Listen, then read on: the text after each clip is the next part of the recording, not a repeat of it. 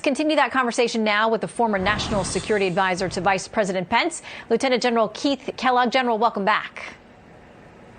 Thanks, Shannon. Thanks for having me tonight.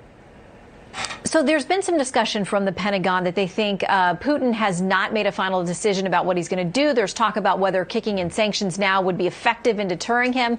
What is your assessment of where things stand tonight? Yeah, Shannon, I think we're at a real transition point. I think today when our ambassador to Moscow, John Sullivan, passed him our response from the Secretary of State to Lavrov in the Ministry of Foreign Affairs, I think it gave Putin three options. The first option is to do nothing, just sit and wait. I don't think he's going to do that. The second option is to continue to negotiate. Look, they've been negotiating on Ukraine in Europe and OSCE, places like that, for the last 8 years, and I don't think he's going to continue to negotiate.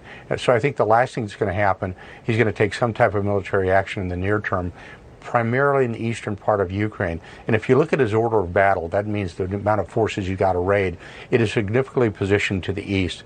And there's a real demarcation line if you looked at a map of Ukraine, and that's what's called the Dnieper River. Anything to the east of the Dnieper River is primarily Russian speaking, and he can really load up his forces and go into there. And I think that's what he is probably going to do in the near term, not the far term. Look, the longer he waits militarily, the worse it is for him, because we continue to provide military aid to Ukraine. We do, and the Brits do.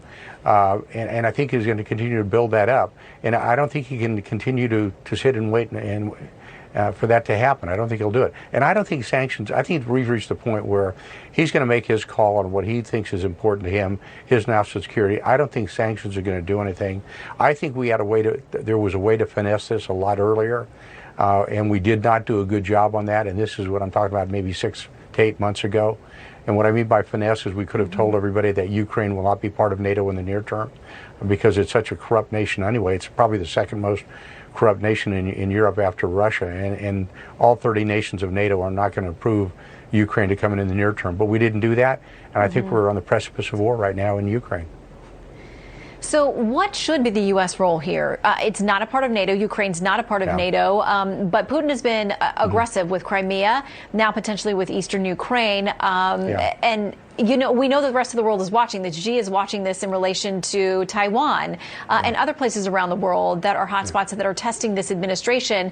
But a lot of Americans say we don't want to be drawn into any other further incursions. The president has said U.S. troops are not going into Ukraine. What's our role here? Well, I think what President Biden needs to do is he needs to jawbone it, and he needs to really go and tell the Europeans, hey, this is in your backyard. This is not in our backyard, it's in yours. And you need to make sure that Russia understands the consequences of their action, primarily from places like Germany, and it's an energy issue with Germany. You know, most of Russia, 50% of the energy that flows to Europe comes out of Russia. They can go other places if they had to, and we can help them do that.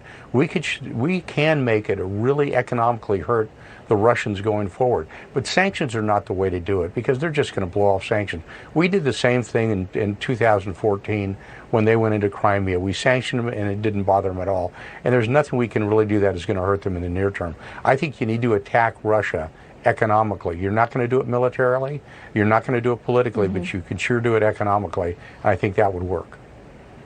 Yeah, and as you say, our European allies got to be on the same page about this as we continue to watch tonight. General Kellogg, thank you very much for your time and your service, sir. Yeah, thanks, Shannon.